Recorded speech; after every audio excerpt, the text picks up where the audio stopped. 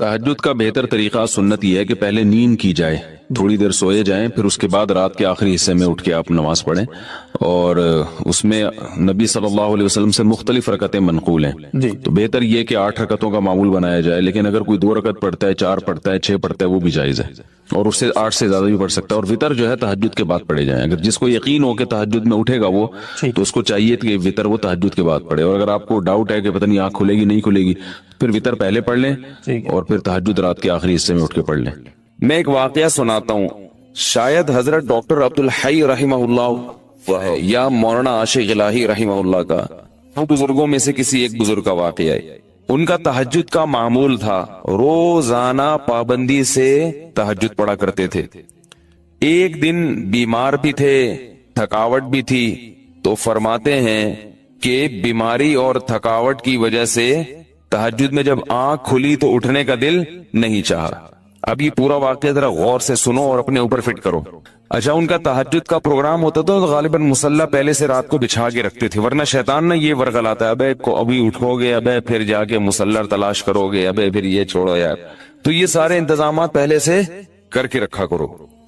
تو انہوں نے کہا کہ سستی ہو رہی ہے، اٹھا نہیں جا رہا، نیند بھی آ رہی ہے، کیا کریں؟ اب شیطان کا مقابلہ شروع، شیطان با مقابلہ انسان، کیا خیال ہے؟ اور یہ مقابلہ انسانوں کے ساتھ ہی ہوتا ہے، جو شیطان جیسے شیطان ہوتے ہیں نا، ان سے شیطان کو مقابلے کی ضرورت نہیں ہوتی۔ وہ کہتے ہیں ویسے ہی پڑا ہوا ہے، میرے کہے بغیر ہی پڑا ہوا ہے، کیا خیال ہے؟ میرے کہے بغیر ہی پڑا ہوا ہے، وہ یہ پڑے ہوئے کو اٹھانے کی چندہ ضرورت نہیں ہے۔ تو اب شیطان نے کیا کیا کہ بھائی سو جا، حدیث میں آتا ہے شیطان تھپکی دیتا ہے، سو جا بھائی بہت لمبی رات ہے۔ تو فرماتے ہیں کہ میں اب شیطان سے مقابلہ کیسے کروں، نفس سستی ہے، تو میں نے نفس کو سمجھانا شروع کر دیا اور شیطان کو ٹوپی کرانا شروع، یہ ٹوپی کے میرے الفاظ ہیں، ان کے نہیں ہیں۔ شیطان کو کیا شروع کر دی؟ ٹوپی کرانا۔ جیسے شیطان بھی ٹوپی کراتا ہے، پتہ ہے آپ کو شیطان پتہ ہے کیسے ٹوپی کراتا ہے؟ شیطان کہتے ہیں صرف ایک دن تو ناغہ کروا رہا ہوں تو اس سے روزانہ تو پڑتا ہے نا، یہ ٹوپیاں ہیں کہ بھائی جب ایک دن چھوڑو گے تو پھر اگلے دن بھی چھوڑو گے، سستی ایک دفعہ ہو گئی تو ہونا شروع۔ پھر شیطان یہ بھی ٹوپی کراتا ہے، کوئی فرض تھوڑی ہے تہجد، تو آج سنتیں چھڑوا رہا ہے، کل فرض چھڑوائے گا۔ فرض کیسے چھڑوائے گا؟ بولے گا چھوڑ دے، توبہ کر لینا، توبہ تو قبول ہو جاتی ہے نا بھائی، کتنا بڑا گناہ ہو جائے توبہ تو قبول ہو جاتی ہے۔ تو یہ ہوتے ہوتے وہ آگے بڑھتا ہے، پھر جہنم میں پہنچائے بغیر وہ اطمینان سے نہیں بیٹھتا۔ تو جیسے شیطان ٹوپی کراتا ہے، آپ بھی شیطان کو ٹوپی کراؤ۔ تو انہوں نے شیطان کو کیسے ٹوپی کرائی؟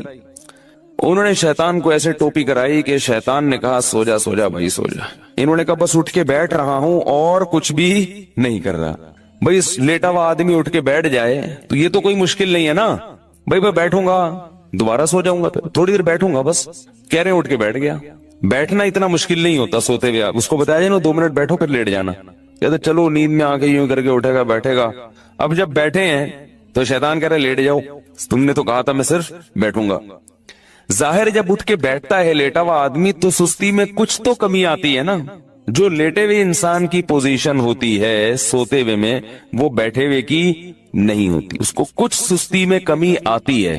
اب جب اٹھ کے بیٹھے ہیں تو شیطان کہہ رہے لیٹ جاؤ، یہ کہہ رہے ہیں ایسا ہے کہ صرف کھڑا ہو جاتا ہوں، بیٹھے رہے تھوڑی دیر، آنکھیں واکھیں ملی، میں کھڑا ہو جاتا ہوں، یا یہ واش روم میں چلا جاتا ہوں۔ تو شیطان کو اپنے نفس کو یوں بہکایا، ٹوپی کرائی کہ میں صرف واش روم میں جاؤں گا اور وہی استنجا وغیرہ قضائے حاجت یہ پیشاب وغیرہ جو بھی ہے کر کے واپس آ کے لیٹ جاؤں گا، کیا خیال ہے اس میں کیا جائے؟ تو نفس جو ہے نا اس کے لیے آمادہ ہو جاتا ہے، چلو اتنا تو چلتا ہے۔ اگر لیٹے ہوئے یہ سوچتے نا کہ پیشاب کر کے آؤں گا تو پھر مشکل ہوتا، بیٹھے ہوئے آدمی کے لیے سوچنا آسان ہے۔ تو کہہ رہے میں اٹھ کے گیا واش روم میں جو بھی پیشاب وغیرہ فرمایا کیا ہے، تو شیطان نے کہا واپس، وضو خانہ ساتھ ہی تھا، میں نے کہا وضو کر کے لیٹ جاؤں گا بس، ٹھیک ہے نا، تھوڑا سا منہ دھو لیتا ہوں، چھپکے مار دیتا ہوں۔ یہ واقعہ میں اپنے الفاظ میں بیان کر رہا ہوں، ٹھیک ہے نا، تاکہ آپ لوگ بالکل اس کے مطابق چلیں اور آپ کو یہ احساس ہو کہ ایسے ہمارے اکابر نے کیا، بزرگوں نے کیا، تو اس طرح کرنے سے کیا ہوتا ہے؟ وہی ہوتا ہے جو ان کے ساتھ ہوا، تہجد کی پابندی ہو گئی۔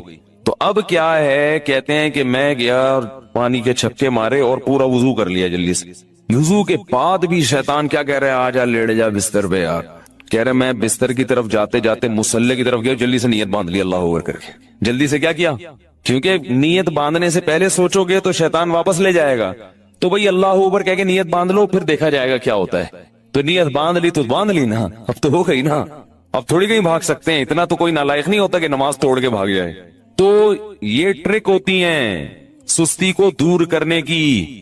نہیں آ رہی نا, تو اس طرح پڑھ لیا کرو نماز. آپ تہجد کی پابندی اس طرح سے کر لیں گے, تہجد پڑھو گے تو فجر تو لازمی ہوگی. تہجد کو فوکس کرو تو فجر نہیں جائے گی کہیں انشاءاللہ. اگر تہجد رہ بھی گئی تو فجر تو ہو جائے گی نا. شیطان ٹوپی کرا کے تہجد چھڑوائے گا تو آپ بولو گے یار بہت ٹوپیاں ہو گئی ہیں, تہجد چھوڑ دی, فجر تو فرض ہے. نماز خشوع و خضوع سے پڑھنا. وہ تو نماز پڑھنا کتنا مشکل, اوپر سے دل لگا کے پڑھو. نماز پڑھنا آسان تھوڑی ہے, 5 ٹائم پوری زندگی پڑھتے رہنا, پھر دل لگا کے, دل لگے نہ لگے کوشش کرنا لگانے کی, اور مشکل کام ہے. دل ہی نہیں لگتا انسان کا, ادھر ادھر لوگوں کو دیکھو نا نماز میں ناک میں انگلیاں گھما رہے ہیں, کان میں انگلیاں گھما رہے ہیں, پتہ نہیں کیا کیا کر رہے ہیں, ہلے جا رہے ہیں.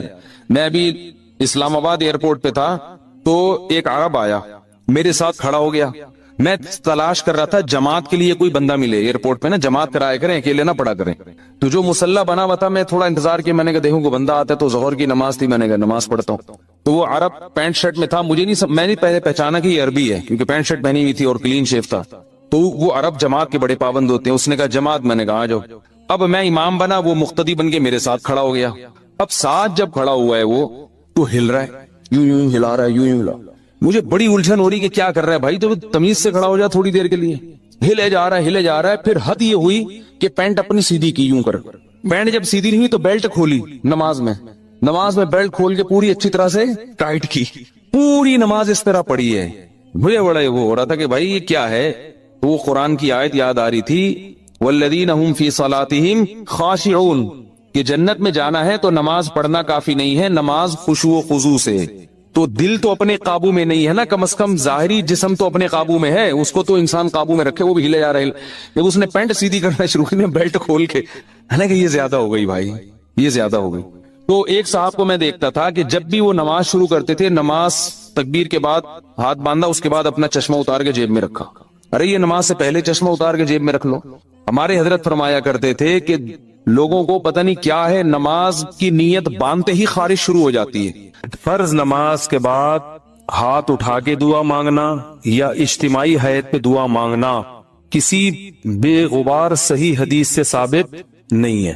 کسی بھی صحیح حدیث سے. ایک روایت ہے جو ذرا کمزور ہے, جس میں آتا ہے کہ ایک دفعہ نبی صلی اللہ علیہ وسلم نے فرض نماز کے بعد ہاتھ اٹھائے ہیں, مگر وہ روایت کمزور ہے. اور اگر اس کو صحیح مان بھی لیا جائے تو ایک دفعہ. سمجھ میں آ رہی بات؟ تو کتنی دفعہ؟ ایک دفعہ. اصول فقہ کی کتابوں میں لکھا ہوا ہے, تو چاروں مذاہب کی فقہ کی کتابوں میں, کہ حدیث اگر کوئی عمل کثرت سے کیا جاتا ہو اور اس کا نقل کرنے والا صرف ایک ہو تو یہ بات بھی حدیث میں شک پیدا کر دیتی ہے. ایک دفعہ اگر نبی صلی اللہ علیہ وسلم نے کیا ہے تو پتہ یہ چلا کہ اور وہ بھی اجتماعی نہیں, انفرادی طور پر. سمجھ میں آ رہی ہے بات؟ انفرادی طور پر. تو آپ بھی کبھی کبھار انفرادی طور پر رفع الیدین کر لیں. عام معمول اگر نبی کا نمازوں کے بعد, فرض نماز کے بعد ہاتھ اٹھا کر دعا کرنے کا ہوتا, چاہے اجتماعی یا انفرادی, تو اس کے نقل کرنے والے کثرت سے ہوتے. سمجھ میں آ رہی اس بارے میں؟ کیونکہ نماز کو تو بہت اہتمام اور اہمیت کے ساتھ حدیث میں بیان کیا گیا ہے, جبکہ ہم دیکھتے ہیں کہ حدیث کی کتابیں اس سے بالکل خاموش ہیں. سمجھ میں آ رہی بات؟ دوسرا مسئلہ, بعض حضرات یہ کہتے ہیں کہ بہت ساری حدیثیں ہیں جن میں آتا ہے کہ رسول اللہ صلی اللہ علیہ وسلم نے فرض نماز کے بعد دعا کی بہت ترغیب دی ہے, اور آپ نے فرمایا کہ سب سے زیادہ دعا قبول کس وقت ہوتی ہے؟ فرض نماز کے بعد. اس حدیث کا مطلب سمجھیں. جب بھی ایک حدیث کو بیان کیا جائے گا دوسری حدیث کو سامنے رکھ کر, خود نبی اور صحابہ نے اس حدیث پر کیسے عمل کیا ہے. ہم نبی کو دیکھتے ہیں کہ کہیں بھی نہیں کسی صحیح حدیث میں ملتا کہ نبی صلی اللہ علیہ وسلم کا یہ معمول تھا کہ آپ فرض نماز کے بعد ایسے دعا مانگتے تھے. خلفائے راشدین سے بھی کوئی روایت نہیں ملتی, نہ صحیح نہ ضعیف. بھائی دیکھو ہمارے ہاں تو یہ پابندی سے ہو رہا ہے نا 5 نمازوں میں ہر مسجد میں. اگر صحابہ میں بھی ایسا ہوتا تو کوئی ضعیف روایت تو ملتی نا صحابہ کرام سے, نہ صحیح ہے نہ ضعیف ہے. اور نبی سے بھی کوئی کثرت سے ایک روایت ہے, اس کی سند پہ بھی کیا ہے, ٹھیک ہے بعض نے اس کو صحیح کہا بعض نے ضعیف کہا, مگر وہ بھی متفقون علیہ صحیح نہیں ہے.